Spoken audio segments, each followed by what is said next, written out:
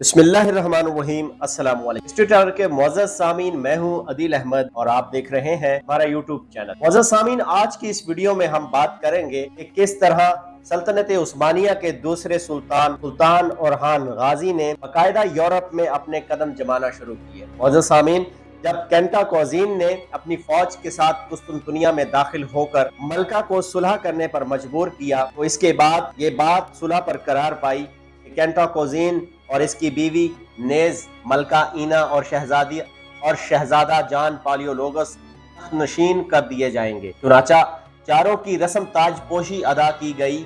इस इत्तेहाद को और भी मजबूत करने के लिए कैंटाकोजीन ने अपनी छोटी लड़की की शादी नौजवान शहनशाह जान दी पालियोलोगस से कर और ओरहान गाजी का निकाह भी शहजादी थियोडोरा से हो गया और ओरहान गाजी ने थियोडोरा को इसके आबाई मजहब मसीहियत पर कायम रहने की इजाजत दे दी। मुअज़्ज़ज़, सुलह के बाद ओरहान गाजी के 6000 सिपाही जो इसने कैंटाकोजीन की मदद के लिए भेजे थे वो वापस आ गए, लेकिन चंद ही साल के बाद इनकी जरूरत फिर पेश आई जब 1349 में स्टीफन रोशन शाह सर्विया ने सालोनिका पर हमला किया और उसे यकीन था कि वो इसे फतह करने के बाद कुस्तुनतुनिया की तरफ बढ़ेगा। इस नाजुक मौके पर कैंटाकोजीन और जान पालियोलोगस दोनों ने ओरहान गाजी से मदद की दरख्वास्त की। अब की बार ओरहान गाजी ने 20,000 सिपाही रवाना किए। इनकी मदद से सालोनिका में स्टीफन को शिकस्त हुई और कुस्तुनतुनिया की फतह का हौसला जो इसके दिल में बार बार पैदा होता था अब हमेशा के लिए खत्म हो गया। जंग के खात्मा के बाद उस्मानी सिपाही फिर वापस बुला लिए गए, मगर ठीक 4 साल के बाद ओरहान गाजी को अपनी फौजें आबनाए बासफोरस के मगरबी साहिल पर भेजने का एक और मौका हाथ आया, जो यूरोप में उस्मानियों के कदम जमने का सबब साबित हुआ। कैंटाकोजीन ताजो तख्त में जान पालियोलोगस और मलकाए ईना की शराकत दारी को ज्यादा दिन तक गवारा ना कर सका और 1353 में इसने हुकूमत के तमाम इख्तियारात अपने हाथ में ले लिए। जान पालियोलोगस ने इसकी शदीद मुखालफत की और खाना जंगी शुरू हो गई। कैंटाकोजीन ने हस्बे दस्तूर ओरहान गाजी से फिर मदद की दरख्वास्त की और इसके मुआवजा में यूरोपियन साहिल का एक किला पेश किया। ओरहान गाजी ने अपने बड़े बेटे सुलेमान पाशा की सरकर्दगी में 20,000 सिपाही रवाना किए। इनकी मदद से कैंटाकोजीन ने जान पालियोलोगस को शिकस्त देकर कुस्तुनतुनिया के तख्त पर बाकायदा कब्जा कर लिया। सुलेमान पाशा ने हस्बे मुहायदा किला ज़िम्प पर कब्जा करके इसमें उस्मानी दस्ते मुतय्यन कर दिए। मुअज़्ज़ज़ सामीन, इसके चंद ही दिनों बाद थ्रेस में जलजला आया जिससे शहरों के शहर पनागाहें मुनहदम हो गईं। इन्हीं में गैलीपोली भी था। दो दरे दानियाल के मगरबी साहिल पर सबसे ज्यादा अहम किला था और ज़िम्प से थोड़ा फासले पर था। सुलेमान पाशा ने इसे गायबी इमदाद ख्याल किया और गैलीपोली पर फौरन कब्जा कर लिया। किला के यूनानी दस्तों ने यह समझा कि खुदा की मर्जी यूं ही थी। नेज वो तुर्कों की इस अचानक आ जाने से इस कदर सहम चुके थे कि वो कोई मुजाहमत ना कर सके। इस दौरान कैंटाकोजीन ने सुलेमान पाशा से 10,000 दोकात के अवज़ ज़िम्प किला से कब्जा उठा लेने की ख्वाहिश जाहिर और सुलेमान पाशा ने इस ख्वाहिश को मंजूर भी कर लिया, मगर इसी मामला की तकमील से कबल ही गैलीपोली का वाकया पेश आ गया, जिसके बाद सुलेमान पाशा ने ज़िम्प किला की वापसी से भी इनकार कर दिया और गैलीपोली की शहर पनाह को दुरुस्त करके इसमें तुर्की फौज का एक मजबूत दस्ता मुतय्यन कर दिया। मुअज़्ज़ज़ सामीन, इसके बाद इसने थ्रेस के चंद और मुकामात भी फतह कर लिए और बहुत से तुर्कों और अरबियों को लाकर इन मकबूजात में आबाद कर दिया। गैलीपोली की फतह से तुर्कों की तारीख का एक नया दौर शुरू होता है। 1354 में इन्होंने पहली बार फातिह की हैसियत से यूरोप में कदम रखा और मसीही यूरोप में एक अजीमुशान इस्लामी सल्तनत की बुनियाद डाली, जो 2 सदियों के अंदर गैलीपोली से वियना की दीवारों तक फैल गई। क़ुरून उला के मुजाहिदों ने दीने हक के पैगाम से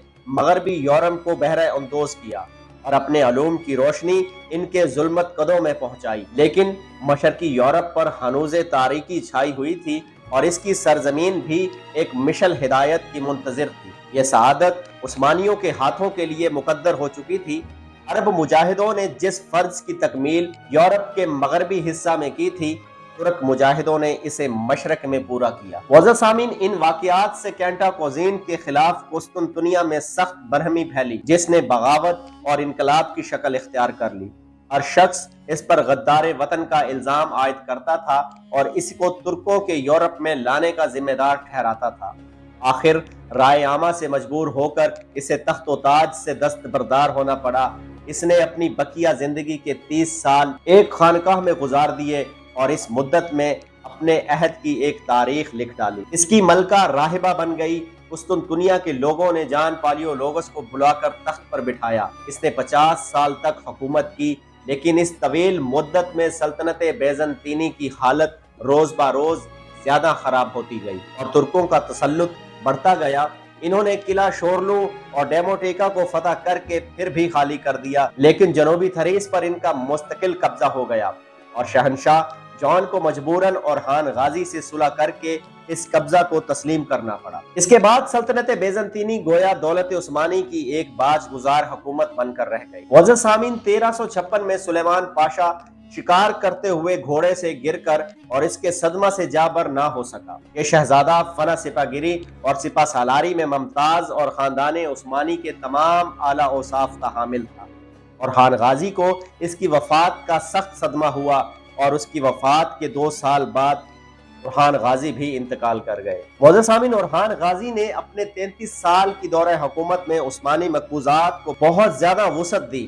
اس نے نہ صرف ایشیائی کوچک کے بقیہ بیزنطینی علاقوں پر قبضہ کر لیا اور بعض ترکی ریاستیں مملکت عثمانیہ میں کر لی، بلکہ یورپ میں داخل ہو کر تھریس کا ایک حصہ بھی فتح کر لیا، جو اس بر اعظم میں عثمانی فتوحات کا ایک شاندار مقدمہ تھا۔ جن فوجی اور ملکی آئین پر سلطنت عثمانیہ کی عظمت قائم ہوئی، ان کا بنیادی پتھر اسی نے اپنے ہاتھوں سے رکھا۔ عثمان کی حیثیت ایک امیر سے زیادہ نہ تھی، لیکن اورحان کے کارناموں نے اسے بادشاہی کا حقدار ثابت کر دیا۔ تاہم اس بادشاہی میں بھی ایک درویشی کی شان بدستور قائم رہی اور اس وصف میں وہ اپنے والد عثمان کا ہی مثل تھا۔